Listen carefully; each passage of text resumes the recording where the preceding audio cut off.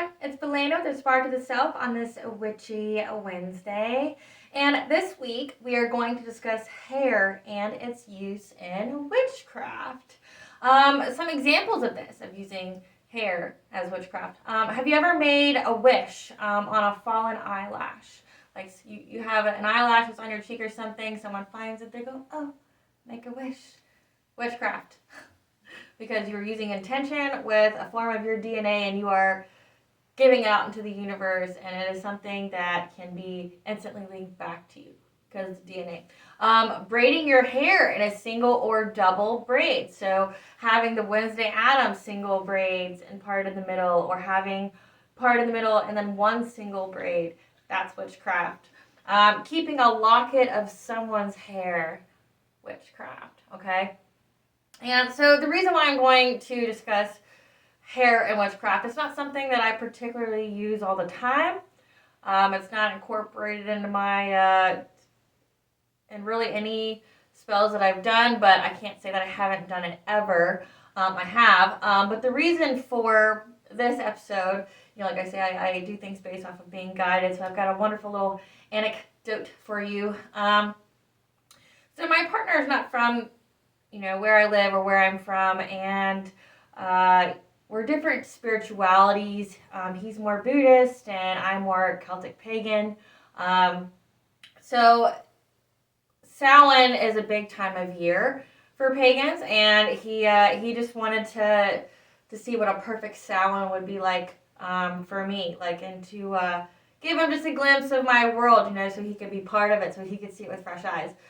Or what have you. And fun little fact, because I covered the winter solstice, he is born 4 days before the winter solstice, and his name translates to the high sun. So the sun is born before the sun.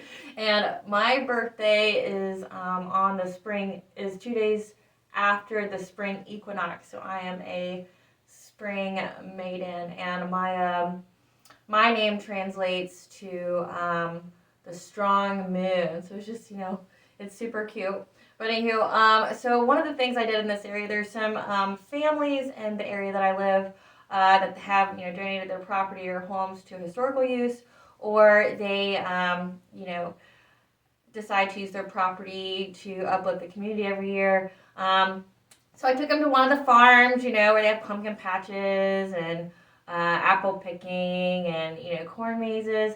But then I also took him to this historical home because they had a day of dying, which sounded pretty ominous. I've never been to anything like this, but we went, and it was the Dinsmore home.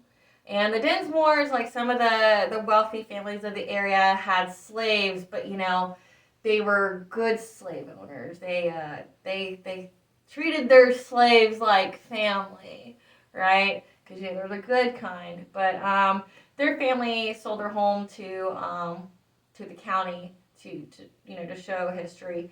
And the first thing they had us see was this completely embroidered flower kind of design. Think of a crochet picture. It's 3D, it was about, I'd say, this big to this big, and it was just this intricate just pattern of someone just crocheting flowers and it coming off the canvas, so an actual thing.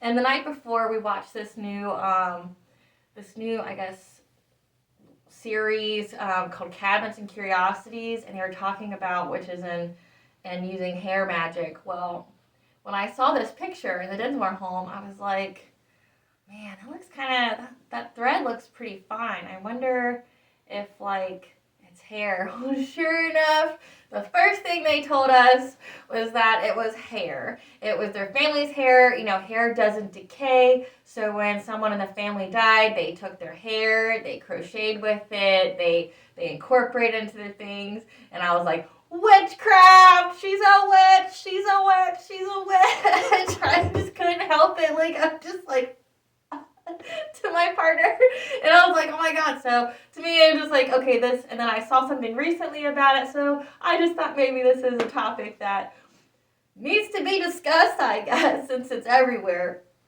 So we're going to cover different cultures and spiritualities and how they use the hair and what they believe. So the first we're going to cover is the Eastern world's belief. So you got Shiva with Hindu, you've got Buddha. They include Jesus in this area as well as indigenous tribes. They believed that the hair was parted in the middle here, and that would be a balanced crown. And they believed that this was the antenna to the spirit world. Like the longer your hair was, the better, because it was more closely related to the, the physical plane. So like, say if you, so they say for witches and spirits, how they could tell them apart from everybody was that they had long, super long hair, as well as it's parted in the middle, and it would just be kind of unruly, unkept, like not in braids. And that would be a signifier that you were a spirit or that you were a witch. And if you follow some of the She or Fae lore that I post, the She also had hair that went all the way down to the ground because they're connected to the divine, to source. As well as having no hair meant that you had a loss of perception, a loss of insight. You lost that connection to the divine, and therefore your head is in some kind of turmoil. So they also believed in covering the hair when they went outside, and that was to prevent negative energy from being attracted to you and trying to come to you, because they believed that your hair was power, like it has your energy. If you think about it, so drug tests. People can find anything and everything about you from your hair. That your hair can technically be tested, like for drugs or anything, for up to 7 years. So they can just take one of your pieces of hair and tell everything about you. But most employers do it for about 3 months. They test 3 months, but they could technically test up to 7 with just one strand of hair. Okay, and it has to have the root. So the little kind of whitish clear thing at the bottom that looks kind of like a bulb has to have the root attached to it. But you can find out anything with hair, and they believe that it was your power, because if you think about it, it's with you every day, it's by you, it's growing out of your consciousness, it's growing out, And so they believed that if they were to go out in the world, that something could be attracted. They're very scared of people getting their hair. We'll get more into that here in a second. Gurus would pass on his hair when he died, and the disciple would weave it into their own hair, like into their own braids, for the energy and power of the hair, because they felt that if they took the hair from the person, because your DNA is in your hair, they could combine energies of that person, like pretty much like invoking them and taking their energy that's been stored in their hair. That the hair can never die, so it doesn't decompose. So like they can just store the essence of that person in hair, and it could infuse with their own, and that's how they passed on power in some traditions. Hair has our energy. So they were talking about how buns, and I hate this because I'm not a man bun fan, but they say if you take your hair like this to get a bun like this becomes the focal point of your energy. You're putting all your hair up into a bun. Would make your energy concentrate to that area. And a lot of warriors in this region per se, they your men, say in the Slavic countries, were only allowed to have the long hair. It was like one piece that they were allowed to have if they were a warrior. You have the Japanese or the Chinese and how they viewed their hair. So it's definitely something that was in many cultures. And it stores energy, and it can be repurposed. It doesn't decompose, and it can be repurposed. People make charms, they make bracelets, they make artwork with it. They do crazy things with it.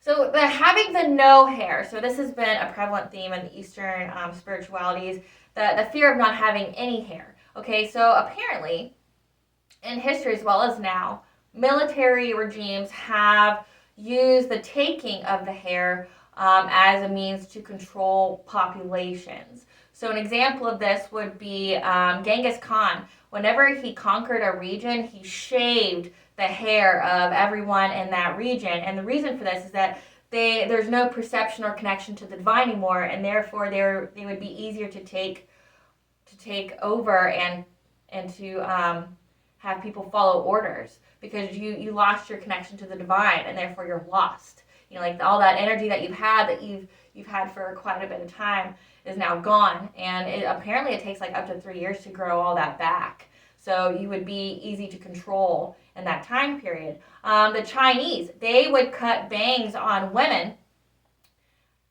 like this part, so they'd have the long hair, but then they'd cut the bangs, and that was to cover the third eye, to make, like to lessen their intuition. So, girls out there, that, whenever you go through, I guess, a substantial breakup, one of your things is to either eat something bad or ice cream, or to give yourself a makeover and give yourself a new haircut. And one of the things that girls always consider is bangs. Don't. Get them if they're at the side, like mine, or get them long, but do not get anything that covers up this, because you're covering your third eye. And if you think you lost that guy because you're thinking you don't have a good choice in men, well, you're going to have an even worse choice in men if you cover up your third eye. Okay. If you look at our military, the United States military, what is the first thing that they do when you go through boot camp? You get a shaved head, so you are easier to control. You are easier to manipulate and to take orders. They said that the Europeans would do this when they would go to Africa, and once they got the African Americans on the boats, they would shave their hair, and it was for the same reason. And that's how you had one slave watcher in the yard per like 20 slaves. Like you think, okay, well 20 slaves could definitely take over one man. Well, they took away a source of their energy. They took away a source of their connection to the divine, and it's with the loss of that connection made them easier to control and made them more obedient. So, and then there's also the Bible story of Samson and Delilah, where Delilah cuts off Samson, the emperor's hair, and therefore he becomes powerless because the power is taken from his hair. So another section we're going to cover is the Slavic and Eastern European countries and their intake on hair. Okay, so in these countries, once a girl went from toddler to girlhood, she was given a single braid of hair, and her hair was parted in the middle. So parted in the middle, one single braid that went down the side, and it was braided every day. They associated long, loose, wild hair as a sign of either a spirit or a witch. They knew that you came from the spiritual realm. When the woman was married, her hair was parted in the middle, and she was given 2 braids that were folded in the back on top of her head, and she would wear this covered by a cloth. This was to protect her and her family's essence, because remember, your hair has DNA in it, and the Slavs were really worried that people were going to take their hair and curse them, or take their either people or spirits or anything. So they made sure to burn their nails, their nail clippings, as well as their hair, to protect themselves, because it controlled their essence, and they didn't want to be controlled or influenced by anything. So they took big precautions when it came to their hair. Braiding is also a form of witchcraft, because it is weaving, and when you weave and you set your intention into your hair, you can manifest things that way, along with working with the moon phases. Brushing is also considered witchcraft, because when you brush your hair, you're brushing away negativity, so you're cleansing your connection to the divine. You're wiping away impurities, And when you died, your hair was given to your family after death and woven into things. Like they'd make bracelets, and you like have the lockets of hair. They would do, they put it in their hair. They do all these things. And other areas, you have voodoo. Voodoo, they used hair as a direct tie to a person. Mainly they used them for puppets, and the Slavics did too. They would make puppets, like, you think like the cliche voodoo doll, something like that, and they would fill it, say if they were wanting it for a specific person, they would take the puppet and put their hair or their nails or something of their essence in it to do whatever they wanted to that person, to direct whatever kind of energies, because your hair is a direct tie to you and to your entire bloodline. Like someone could curse your entire bloodline if they truly wanted to by having your hair, because they have access to you, and then they also have access to your DNA makeup. So, other things that you could use hair for is add it to your magical items to create a bond with the physical plane. That is something that I have done, as well as an alliance. This person and I were seeing each other. We had a falling out, and we were in the stages of, of making up, like going over what happened. You're wrong, I'm wrong, like, what can we do? We were in that kind of phase, and the person had very similar abilities to me, and so and it was very easy for our energy to manipulate each other. So one of the things that we both did, because I do have the protection like spell on my house, nothing can get here that has any ill intent, ill will, or negative energy, because my home is a scenting home. Please follow that video if you want to know information about that, or how to do the spells and the cleansing and sealing of your house. Well, to see what his intentions truly were, I asked him to send me an article of clothing. There's reasons for this, and I'll go into that in just a second. I asked him to send me an article of clothing. Well, he sent one, didn't make it to my house. So I was like, okay, your intentions aren't good for me. It never made it to my house. Like it said it delivered, never showed up. Well, he sent another one. This one did make it. And what he sent me was a cap, and it had like a piece of his hair. So this person gave me their DNA, and they gave me an article of their clothing. And if you know anything about witchcraft, why you would want an article of someone's clothing is that if they curse you, you can take it and run it into a stream, like say put it in a stream of water, and it will wash the curse away. So it's like it was like my insurance policy to make sure you couldn't like fuck with me, because like it's like, okay, now I have what I need if you decide to do some crazy shit. Like just know I have it, because he was really trying to convince me that he wasn't a POS, and that he. I didn't have to worry about him, so he did show me that vulnerability. He gave me essentially a direct tie to him, so if I did want to curse him, I could. And then he gave me the insurance of if he tried to do anything to me, I had a way out. So there you have that. You could also, if you burn the hair of someone, you can use it to banish them away from you. You can use your hair in binding protective magic, so instead of using a string to bind someone. Now remember, like the Wiccan read, you cannot influence someone's will. There are repercussions for that, so keep that in mind. I mean, do what you will. I'm not anyone's mommy on here, so just know you're not supposed to be, thwarting anyone's will. But I know it happens, especially when it comes to protective magic, there's gray areas. But instead of using a string to bind someone from any ill intention or ill will against you, you could use your own hair to bind them, and it would make your tie direct to that spell. Just be careful. Anything if you use your essence in anything for a spell, it can directly go back to you. So say if you don't know what you're doing, or you mess up, you're going to be the person who is going to have it directly like impacted on, and it could go further than you. Just know that, like especially with blood, because it is tied to family. You see if you curse something. I know I saw on TikTok where the baby witches were trying to curse the she. Okay, well, say if you use blood in your spell at all, and say if someone did a reversal on you, you just cursed your entire bloodline. Like you just like say if they did a mirroring spell where it was sent back to you, like you just cursed your entire bloodline. So just be careful. Don't do stupid things, that you can't get out of. Make sure you do some kind of research. But yeah, guys, that's hair and how it's used in magic. This is Belena with Aspire to the Self on this Witchy Wednesday. Catch you later, guys.